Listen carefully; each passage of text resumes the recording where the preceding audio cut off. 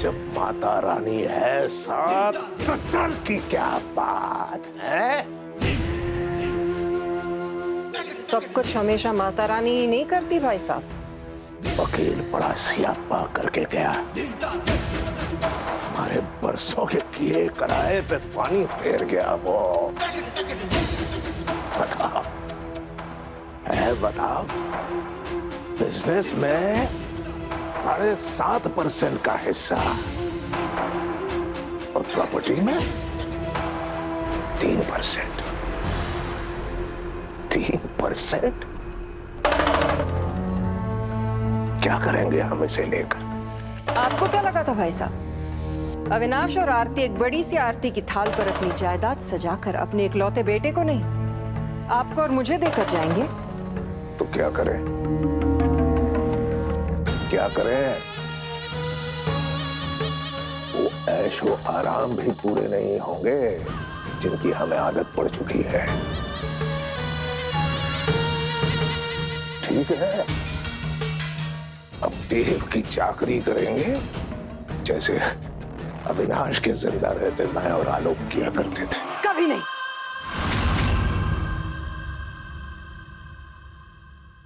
दामिनी नाम है मेरा, दामिनी अनेचा, और आज तक दामिनी ना किसी के रहमो करम पर जी है और ना ही कभी जिएगी।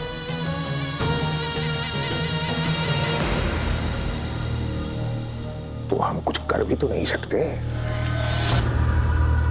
वसीयत में साफ साफ लिखा हुआ है कि अगर देव को कुछ हो गया तो सारी की सारी संपत्ति अनाथ आश्रम जाएगी। इतने भी बुरे नहीं है हम भाई साहब के उस बेचारे को मार ही डालें। हमें तो सिर्फ उस देव को पागल साबित करना है।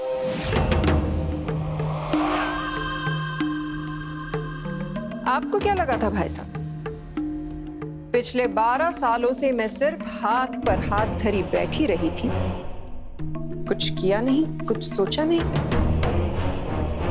आज तक मैंने उस देव को एक कमरे में बंद करके क्यों रखा है?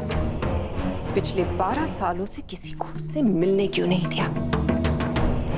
बस आज ही के दिन के लिए, क्योंकि मैं चाहती थी कि उसके माँ बाप की मौत का सदमा पूरी तरह से उसके दिलो दिमाग पर छाया रहे और कोई भी उस बेचारे के जख्मों पर मरहम न लगा सके। मैं कोई वकील ना सही, लेकिन इतने कानूनी दांवपेच तो जानती ही हूं कि किसी पागल को कानून कोई हक नहीं देता। बस हमें इस देव को पागल साबित करना है और फिर कानून खुद हमें बना देगा इस पूरी के पूरी जायदाद का रक्षक और भक्षक भी। कोई एतराज? नहीं, बिल्कुल नहीं, बिल्कुल एतराज नहीं। मगर दामिनी, हमारे पास समय बहुत कम है, केवल 1 महीना। 1 महीने में वो वकील फिर यहाँ आएगा और सियापे करेगा। देव पागल है ये हम 1 महीने में साबित कर पाएंगे? भाई साहब, 1 महीने में तो पूरी की पूरी दुनिया बदल जाती है। ये काम करने के लिए तो दामिनी को सिर्फ 1 हफ्ते की जरूरत है।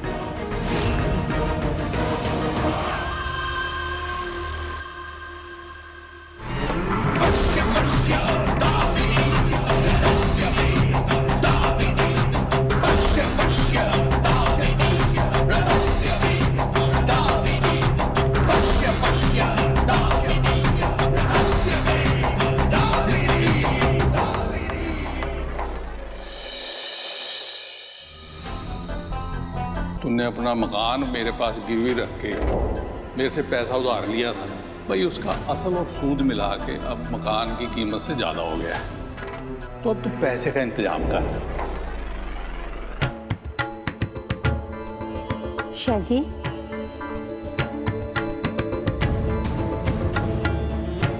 विशाल जी। जी। लो जी चाय पी लो। ना जी, मन नहीं है।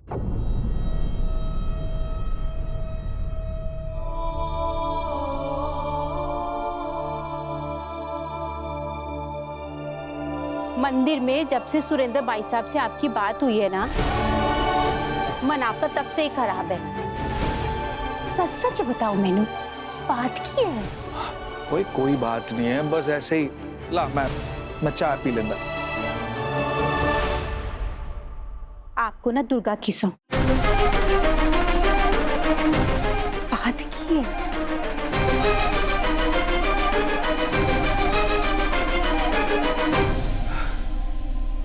संतोष जी, आपकी बीमारी में ना ये घर गिरवी रखकर सुरेंद्र भाई साहब से पैसे लिए थे, तो अब असल और ब्याज मिलाकर इस घर की कीमत से ज्यादा हो गया है। हाय रब्बा, मतलब सुरेंद्र भाई साहब तकाजा कर रहे थे? भाऊजी,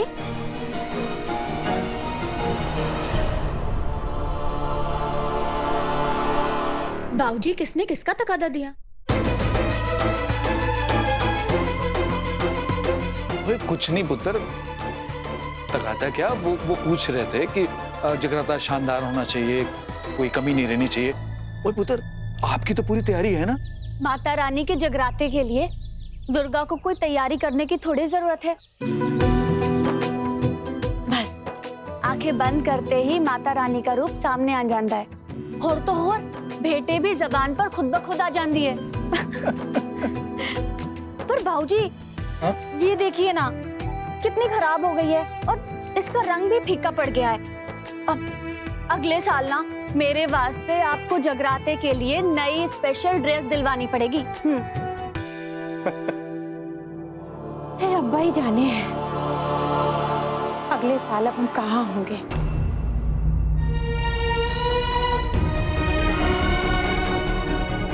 क्यों, हम कहाँ जाने वाले हैं? बाबूजी, ओए पुत्र, आपकी बात तो सही है, ये रंग तो फीका पड़ गया है। एक बात को, ये जो चमकदार कपड़े होते हैं ना, वो कमजोर कलाकारों को चाहिए, और माता रानी ने तो आपको सुर भक्ति इतनी दी है कि लोग आप ही को देखते रह जाते हैं, कपड़ों पे नजर ही नहीं जाती। बाबूजी, आप भी ना।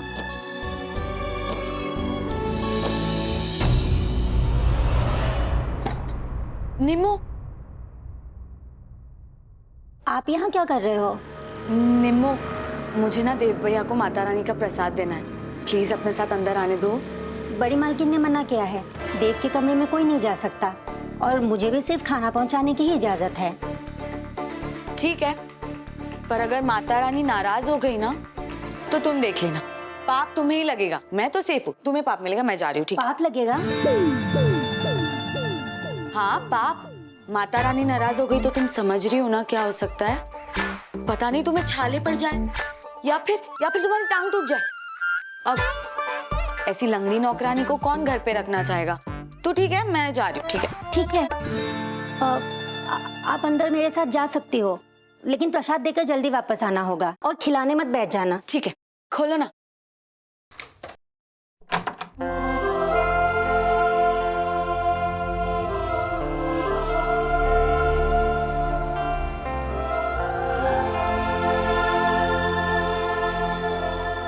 देव भैया,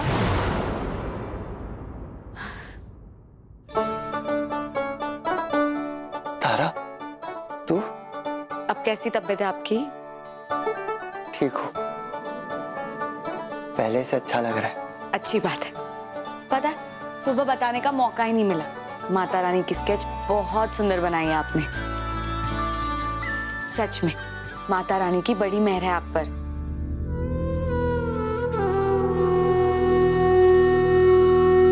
माता रानी की मेहर तो तुझ पर भी बहुत है तारा।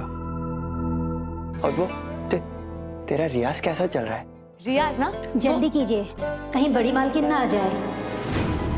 तुम खाना ऐसे ही छोड़कर जाओगी? मतलब किशोर काका तो खिलाकर जाते हैं ना।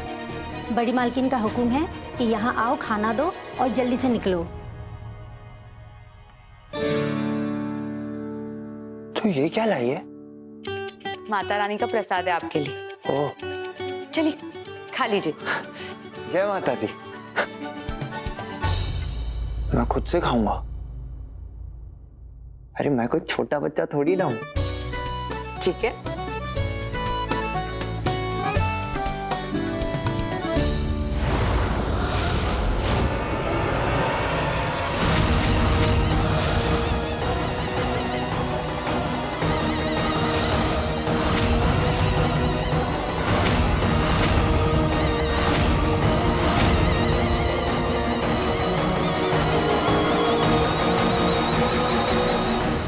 मालकिन वो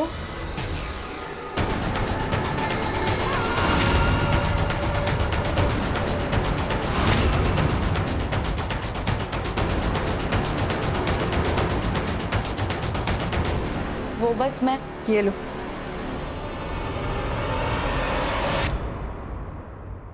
शाम को देव को तैयार करके नीचे पूजा में ले आना। माता रानी का आशीष मिलेगा उसे। क्या उस वक्त गुस्से में कुछ कह दिया इसका मतलब ये कि मैं इंसान नहीं हूं? अरे अगर देव तुम्हारा भाई है तो मेरे लिए भी बेटे की ही तरह है ना।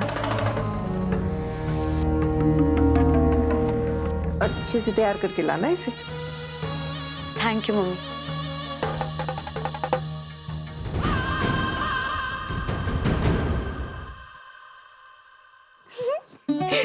चलिए जल्दी जल्दी प्रसाद खा लीजिए और फिर रेडी हो जाना। हाँ हाँ।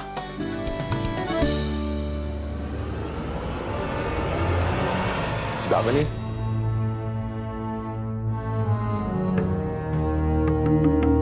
ये क्या रामायण रच रही हो? कवर भले ही रामायण का हो भाई साहब, कहानी तो पूरी के पूरी महाभारत की है। चक्रव्यूह रच दिया है मैंने। अब देखना ये है हमारा अभिमन्यु इससे निकल पाता है या नहीं।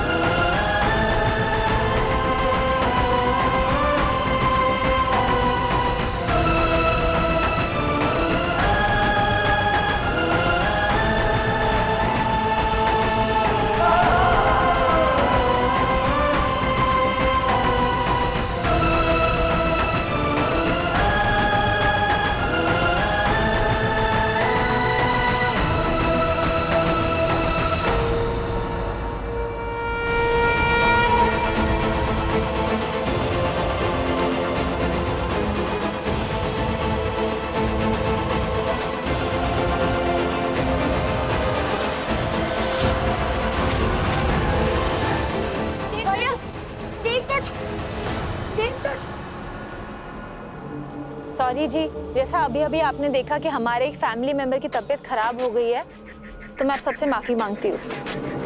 जय माता दी।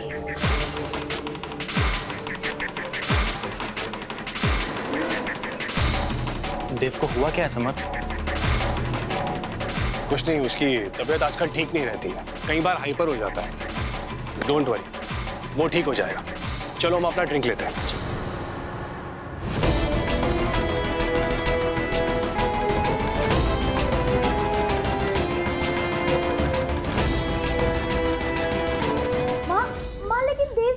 कबीर, देव चाचू की तबीयत ठीक नहीं है ना, तो डॉक्टर अंकल अभी आते ही होंगे। आप आओ मेरे साथ। देव चाचू। Okay okay, please come.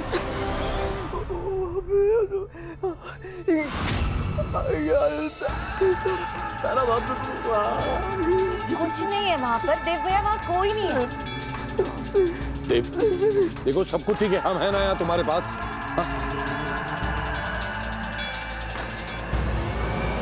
तुम सब यहाँ क्या कर रहे हो? डरा हुआ है बच्चा, और डर जाएगा। डॉक्टर चल रहा है, चेक कीजिए देव को।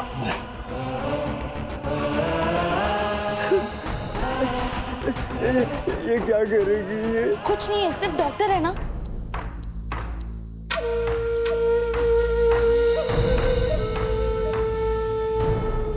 कोई पानी लाएगा? मैं लेकर आती हूँ। Thank you.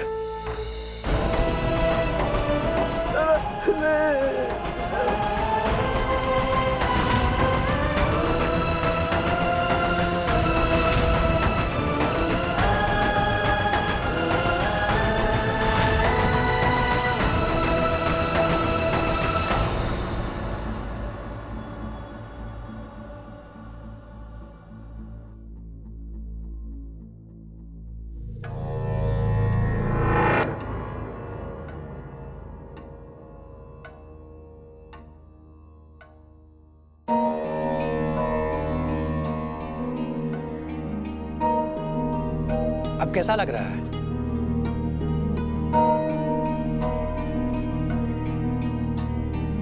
अब ठीक हो डॉक्टर साहब? एग्जैक्टली इसे हुआ क्या था? कुछ नहीं डॉक्टर साहब, अच्छी भली माता की पेट आ रही थी, एकदम से बेहोश हो गई। बेहोश होने से पहले क्या महसूस हुआ था? मैं माता रानी की आरती में डूबी हुई थी, फिर अचानक सर में दर्द हुआ और चक्कर आने लगे, और फिर नजर धुंधली पड़ गई, और उसके बाद अजीब सी तस्वीरें दिखाई देने लगी। कैसी तस्वीर है?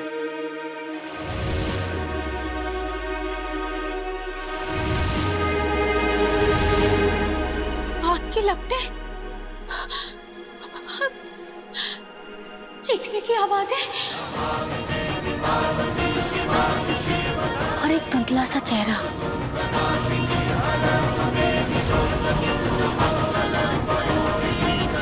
उसके बाद का कुछ याद नहीं है, और फिर आँख खुली तो फिर अपने आप को यहाँ पाया। माता रानी तो ही सहारा है।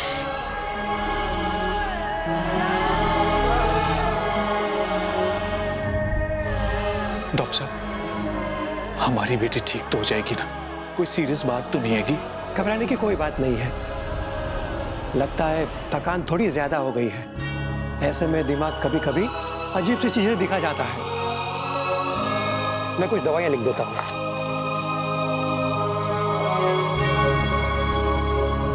इसे मंगवा के दे देना, नींद अच्छी आ जाएगी। नींद पूरी होगी तो बेटर फील करेगी। मैं चलता हूँ। संतोष जी, हाँ जी, मैं दवाइयां लेके आया। हाँ जाओ जी।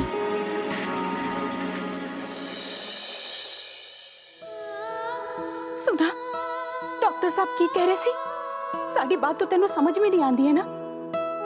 दिन भर बस भागती रहती हूँ, बच्चों के साथ दौड़ना, कभी जगराता और कभी मंदिर। कान खोल के साड़ी एक बात सुन लो, कुछ समय के लिए ना सारे काम बंद। माता रानी की सेवा कर, मैं मना नहीं कर रही हूँ, पर पुत्र अपनी माँ की तो बात सुनो ना।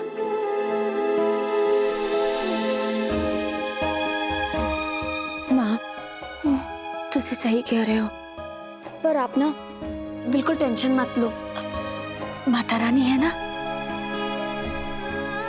वो मुझे जरूर ठीक कर देंगे।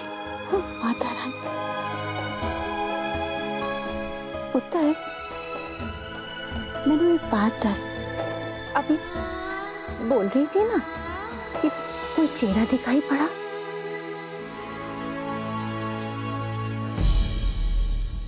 कौन था वो? पता नहीं कौन था माँ।